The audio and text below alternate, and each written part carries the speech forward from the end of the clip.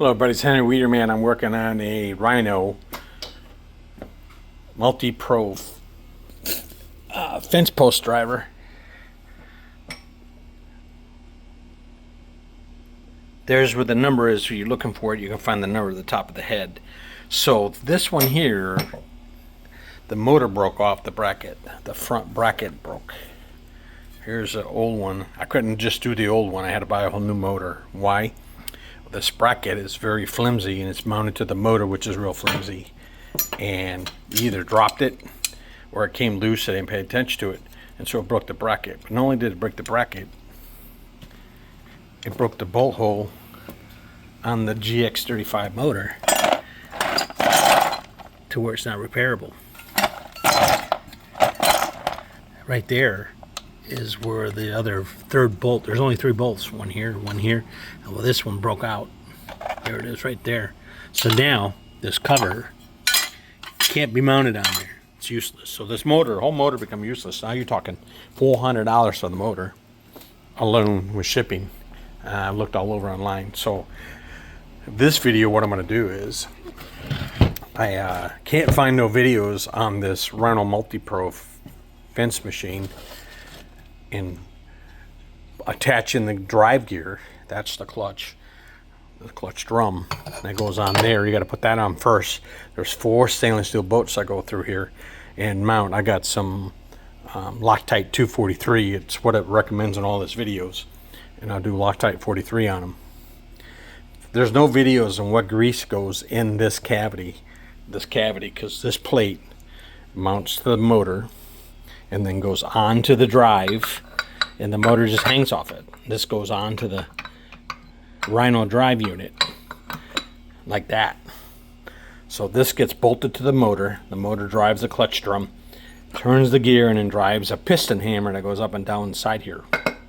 But you got to mount this to the motor like that. Then you Loctite this. Is a red Loctite that goes on here at 518. Pack it with grease. So what do I pack in grease? I've asked. I'm going to call a Rhino dealer later on tomorrow. Ask them specifically. But what I have set up is I cleaned all the grease out, and I recovered about 2 ounces of gear grease. Now, I like the red tacky gear grease, high performance grease. That's what I plan on putting back in there. I'll clean that a little better. That's a bearing.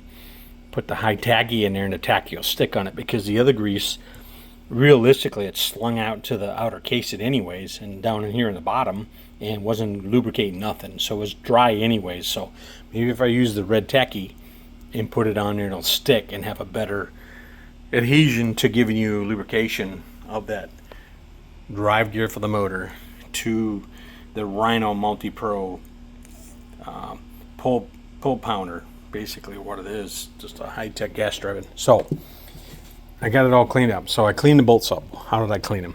Well, I wire brushed them, then I stuck them into brake cleaner, switched them around, get all the grease and oil off them. And I can't find no torque on this, even in the manual. And I'm going to look in the manual again. I didn't find any grease to go in there, how much. So I'm still, like I said, I'm going to call the company itself. But right now I'm going to mount, these are stainless steel, I'm going to mount it to aluminum, so you have to clean them. And the 243 Loctite is multi-purpose. Is multi-purpose, and that's why they recommend it in every video doing this. Use 243 multi-purpose.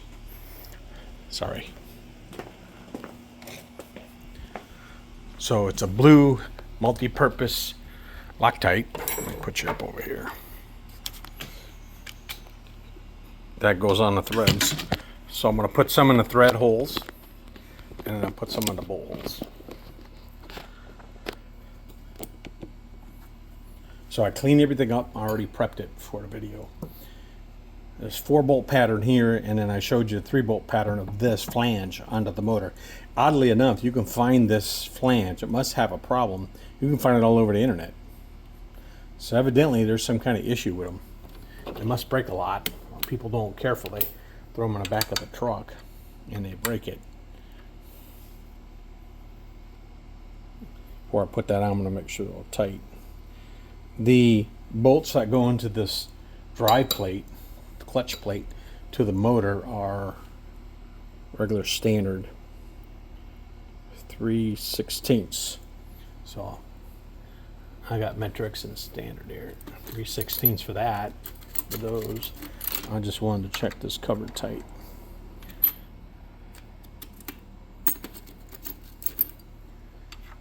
I don't want to break them. And this cover is, so you know,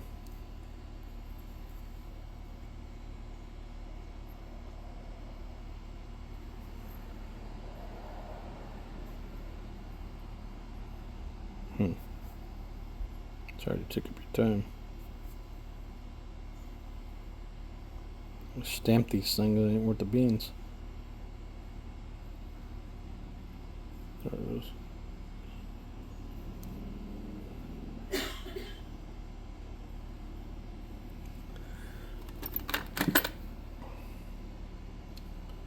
$3:30 seconds. All right, so 3:30 seconds on that. I'll be right back. I don't want to put that plate on because then you can't get to these. I just want to make sure they're snug up. There's no oil in this yet. I got it brand new out of the box, so I got to put oil. It takes 10W30. I bought the Honda oil. It takes about 2.7 ounces, it says, just in case you want to know. So there's no oil in this motor. It's dry. Okay, they're tight. This is a brand new tube. I just got it. It's cheaper to get at auto parts store. I looked at a line on this, and they want a big bottle. It's like $14. You can go to auto parts store and get it for 10. So, anyways, so I'm gonna put a little bit in these threads. I already shook it up. It's blue. Just a little bit in the threads.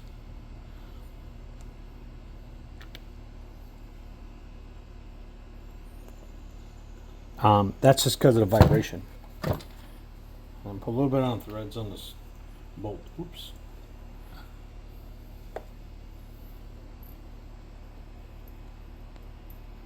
Ain't gonna hurt nothing.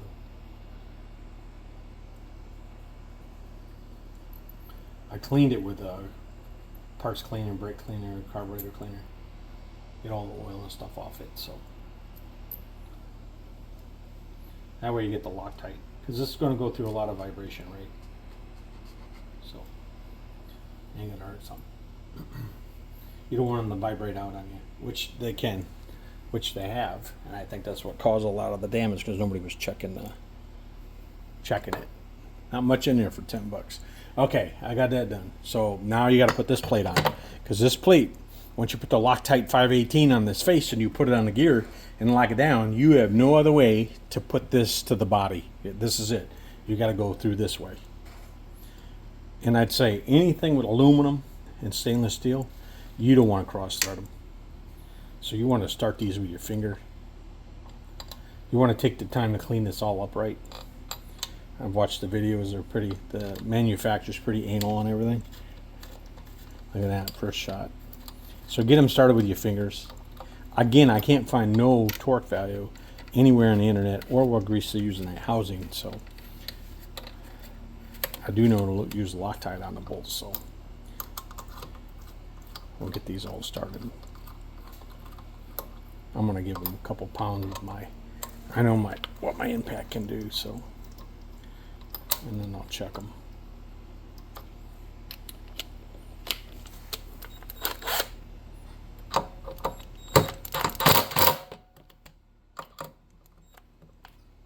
I'll use a cross torque. Not really a torque,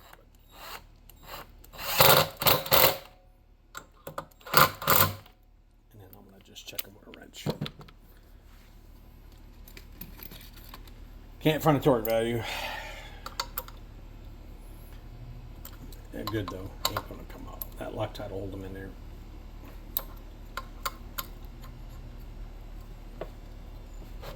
Oh yeah. All right. So I'm just gonna do this, and I told somebody before, I'm gonna do this in small portions. That way it's easier to watch in case you want to go step by step. You got it. So that's it. So this Rhino Multi-Pro fence pounder, stake pounder, is ready to go. To be mounted to the actual unit itself. I'll finish getting any excess grease off this so I can put new on it. Like I said, I'm going to use red tacky on it. I like the red tacky grease. Get it at your hardware store. It's a heavy duty grease, and it sticks to the gears, which is nice. So I'll get this cleaned up really good. It's much easier while it's mounted. Get that cleaned up real good, and then I'll do a video of me using the grease and putting in there than the 518 Loctite, and actually putting the motor and mounting it to the actual fence pole drive-in. And I'll do that once I get it built and cleaned up, and I'll do videos of each step of this. And from what I learned and can find on the internet, and I'll keep it short and sweet. It's easier to follow because they go long-winded, which is okay, but I'll try to break it down. All right, so that's that portion. All right, that's Henry the Weed Eater Man out. Have a good day. I found a home on here